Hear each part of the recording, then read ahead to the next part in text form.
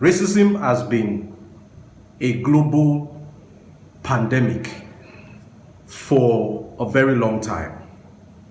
It has infiltrated every facet of our lives as humans, and it has divided us in several ways.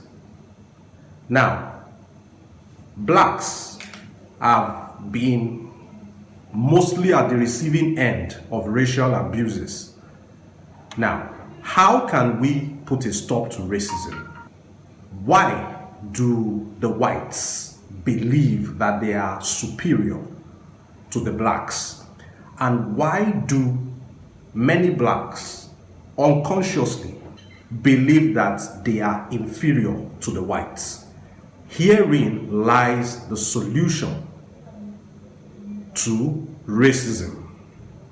We'll find out in this video.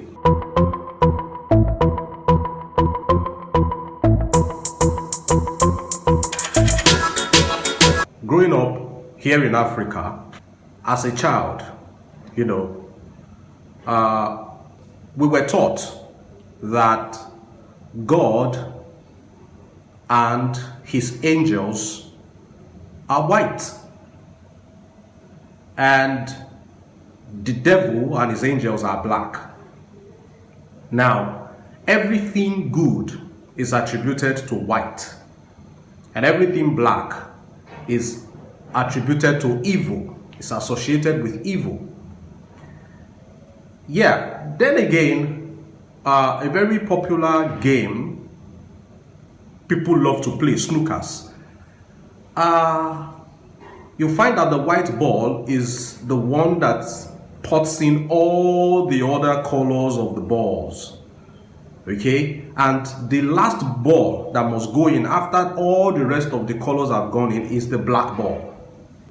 Now, the worst child of the family, who is irresponsible, who is not organized, is always called the black sheep of the family. And now, when I have an information that you don't want to be of public knowledge and I want to extort money from you, that act is called blackmail. And now the vehicle that conveys criminals from the prison yard to the law court is called the Black Maria.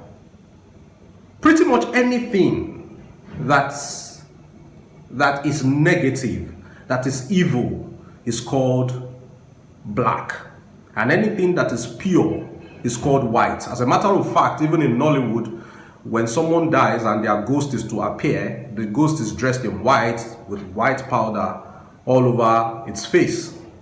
So we grew up, seeing black as evil and seeing white as pure. That is what has been inculcated in us right from childhood. And now, how did all this start? This all creates a form of inferiority in the minds of the black man. Because after all, your parents have told you that anything black is evil. Now, how did all this start? Let's have a little historical check of how all this started. Now, Africa is blessed with vast human and natural resources, like the best climate in the world, where lots of crops and plants thrive and grow. Our soil is blessed, and our forefathers, our ancestors, were blessed with the skill of arts. They were good handcrafts coming out of Africa, craftsmen, skilled in the arts. So this was like an attraction to the whole world. So the colonialists, observing from afar, found that Africa was a fertile ground, blessed with so much. And they were interested in some of the things that we had, our human and natural resources. They wanted these things. And so they sojourned to Africa. They came with trade by barter, giving us some stuff in exchange for these things that they wanted, that they coveted so much. But how can you convince a man to become your slave, to go and work in your sugarcane plantation? How can you convince a man to give you his valuables? The easiest and fastest way to achieve that is to brainwash the man. Tell the man that his culture and tradition is fetish. Tell the man that his ways of life is not good enough. Tell the man that the way he dresses is not good enough. Tell them that the way you dress is the best, your religion is the best, your way of life is the best, your language is the best. That is how you can, convince a man to follow you blindly. Now, the whites came and, they were able to achieve this. A particular case in study is the invasion 1897 of the Great Benin Kingdom, where they came and they were able to, make the people of Benin become subservient to the queen. The people of Benin were talented people with crafts. They respected their king. They were very loyal to their king without even being asked to. They gave their loyalty to their king and they served their king, religiously. Now the whites came, and forcefully took away the king against the will of the people. Took away the king, took over the kingdom. The people became subservient to the queen. And the same things, the same arts, the same paraphernalia of the kingdom, the arts and cultural stuff that were termed fetish by the whites, these things are in European museums as we speak. They took them away. And that is just a case in study. Now, many of our forefathers were taken away to work in sugarcane plantations in Europe with the names of their slave masters imprinted on their bodies. That's why you see some families in Africa today answer Smith, Macaulay, Cole. These were slave names given to their forefathers by their slave masters. And even the Oba of Benin, Oba of Borame, was taken away in shackles, taken away to Calabar. He lost his kingdom. So the days of slavery are over. Okay? The days of slavery are over. Slavery has been abolished. But what still exists today is what I would call mental slavery. And Bob Marley referenced this mental slavery when he said there is need for us to emancipate ourselves from mental slavery. Mental slavery still exists till this day. Till this day.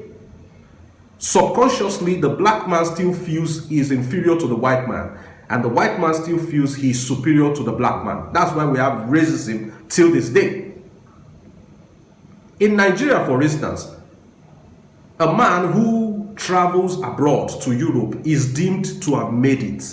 It's like an achievement. Living abroad is like an achievement. That is mental slavery. No matter how bad your country is, you're best served to stay and, harness your skills, your talents towards making your country better. But no, the achievement is for you to go abroad and contribute to the to foreign economy. Many politicians in Africa who are corrupt and steal and loot money in Africa go and invest it abroad, because having investment abroad is an achievement. Mental slavery.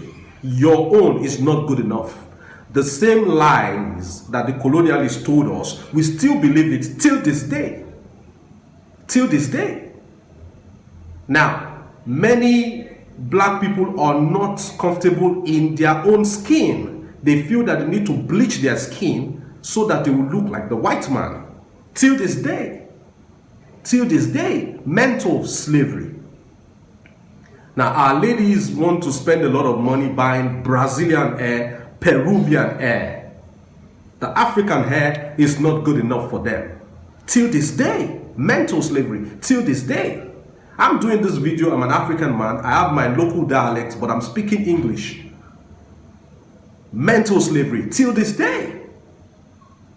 If you're going for a job interview in any corporate organization in Africa, you're meant to wear a suit, a tie, and a long sleeve. You cannot go there dressed in your traditional attire because they'll say it's not corporate. Till this day. Till this day. So tell me, why would a white man not feel superior to a black man who has bleached his skin, who has jerry-coiled his hair, who is twisting his tongue to sound like the white man, who lives in the white man's country or aspires to relocate to the white man's country? A black man who doesn't dress like his own people, a black man who practices the religion of the whites, a black man who dresses like the whites, a black man who acts like the whites. The marriage ceremony in Nigeria, in Africa as a whole, we have the traditional marriage where the parents of the bride hands over their daughter's hand to a man in marriage after the man has paid the prerequisite bride price and the ceremony has been done in the presence of the families of both the bride and the groom. The marriage is contracted traditionally. This happens mostly on Fridays. Then the African man does not feel or is not convinced, or the African woman is not convinced that she's married until they do a white wedding the next day. Then the priest will be asking, do you take her, do you take him as your lawfully wedded husband?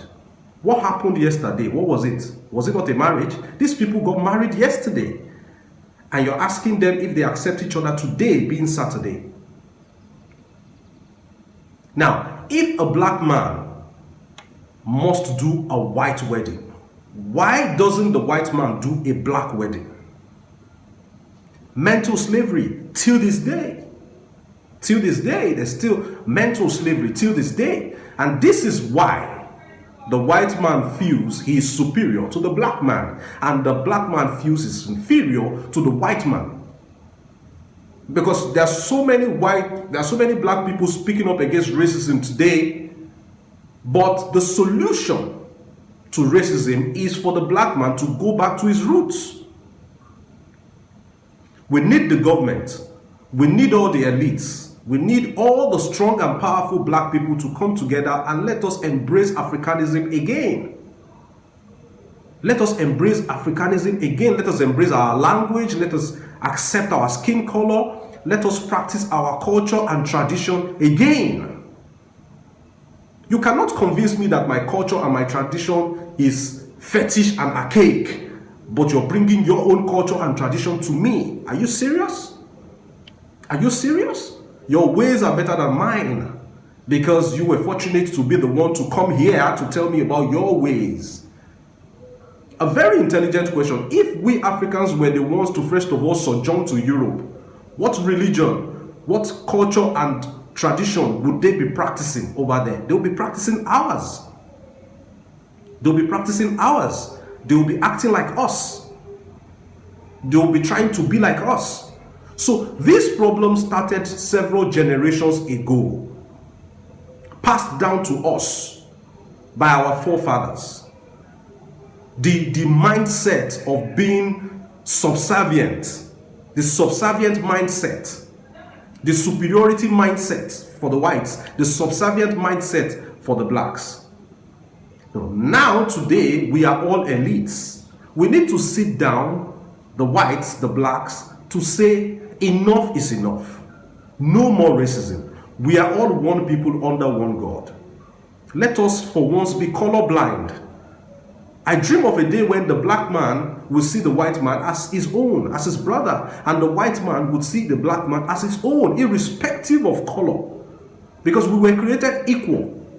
What is dividing us today were the lies that our forefathers told us is what is dividing us today. Let every man appreciate his own skin color, his own cultural values. There would be peace. There would be no racism. The white man will not see the black man trying to be like him. That makes the white man feel superior. The black man will not see his parents giving him an English name officially. That will make him feel like he's English or he's white or he's trying to be like the whites. Let us go back to our roots. Modern civilization started in Egypt, Africa. Africans, let us embrace ourselves. Let us accept ourselves. Let us know that we are beautiful people, we're black, we're strong, and we are lovely people. Let's put a stop to racism. It's not only the whites who have to do something, the blacks also have to do something. The whites need to know that we are equal. Your forefathers lied to you so as to extort us Africans. So don't believe that lie anymore. Blacks, we need to accept ourselves. We need to know that we are skilled, we are talented, we are powerful. Look at the arts. We dominate. Look at science and technology. We thrive. Let us know and appreciate that we are black. We are proud. The black skin color is fadeless. There's no need for you to bleach it. Okay? Black don't crack. Okay? So now, African parents, let's name our children Chibuzo, Onyekachi, Babatunde, Osato Amen, Abdullahi, Tonye, Sotonye. Give your children African names. They don't really need English names. They don't. Because the Englishman, the white man, does not give their children African names. It all starts with you. Let us go back to our roots. This way, we can put a stop to racism. I remain Victor Esimo. It's bye for now.